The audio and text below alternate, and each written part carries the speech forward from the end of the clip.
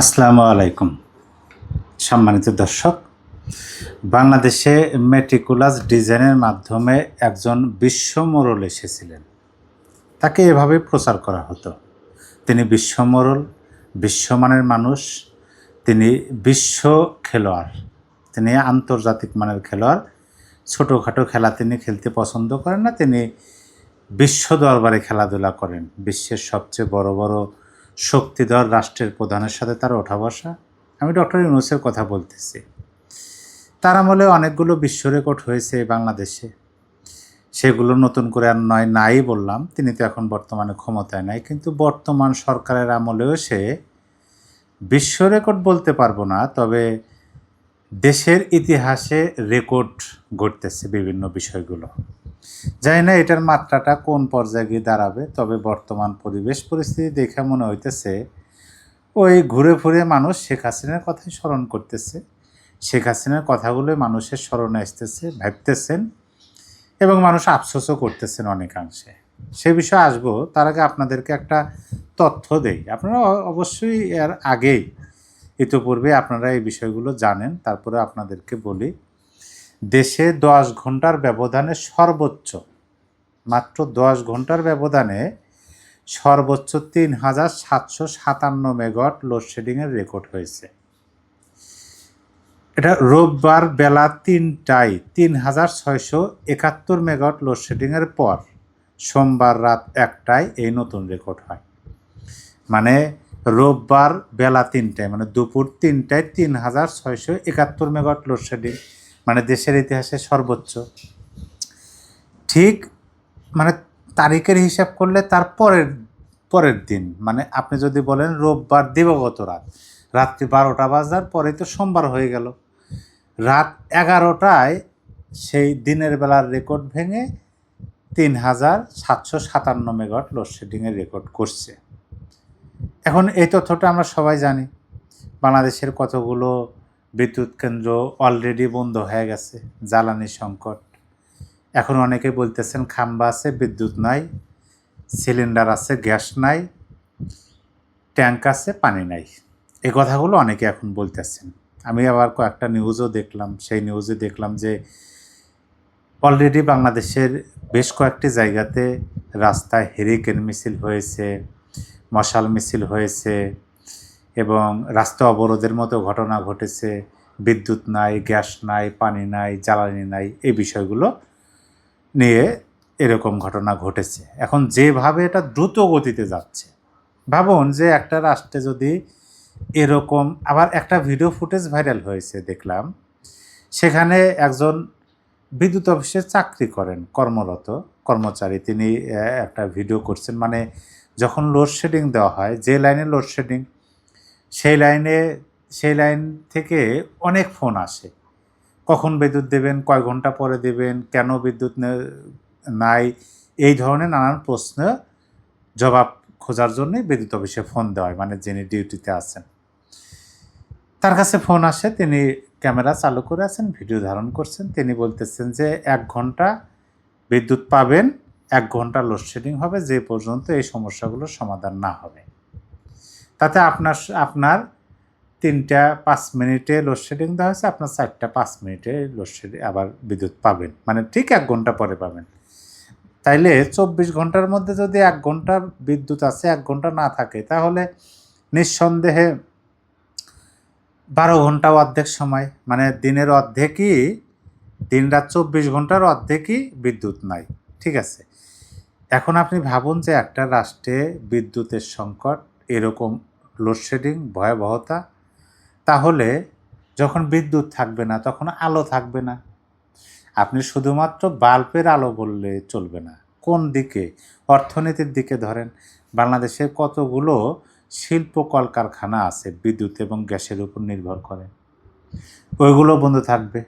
তাহলে আমরা স্পষ্টতই দেখতে পাচ্ছি যে আমরা বা আমাদের দেশটা অন্ধকারের দিকে যাচ্ছে, এবং আমার মতে এইটা প্রচণ্ড গতিতে অন্ধকারের দিকে যাচ্ছে।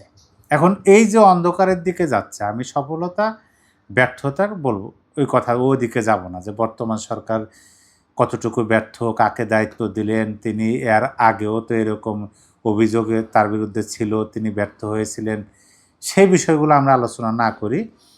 কিন্তু দেশটা তো অন্ধকারের দিকে যাচ্ছে। আপনি এসএসসির রেজাল্টটা দেখেন, 3 বছরে 20% পাশের হার কমে এসেছে, সেটাও কিন্তু একটা অন্ধকার। অর্থনীতির অবস্থাও যে খুব একটা ভালো সেরকম না, কতগুলো শিল্প কলকারখানা বন্ধ হয়ে গেছে, সামনে আরও বন্ধ হওয়ার আশঙ্কা আছে। বিদেশে আমরা দেখতেছি যে বিদেশি যারা আমাদের প্রবাসী ভাইরা আছেন, অনেককে দেশে ফেরত পাঠানো হইতেছে।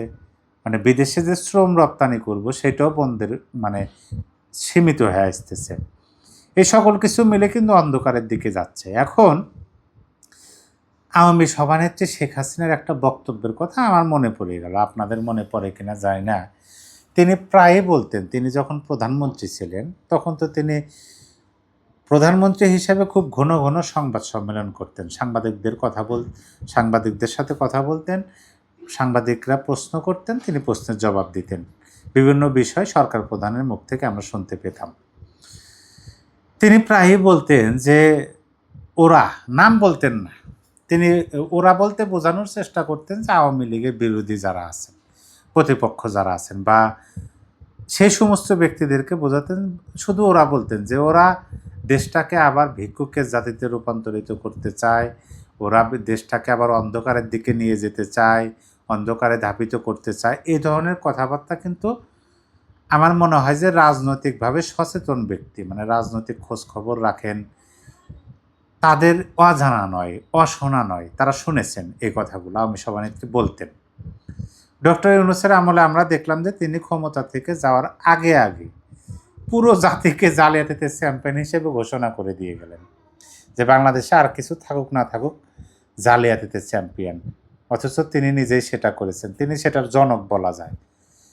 তিনি আমাদের দেশটাকে ভিক্ষুকের, যেটা বললেন যে একেবারে দেশের আন্তর্জাতিকভাবে বহির্বিশ্বে বাংলাদেশের মানুষের এই যে লাল সবুজের পাসপোর্ট, সবুজ পাসপোর্ট, সেই পাসপোর্টের মান মর্যাদাটা ডক্টর ইউনূস কত নিচে নেমে দিয়ে গেছে।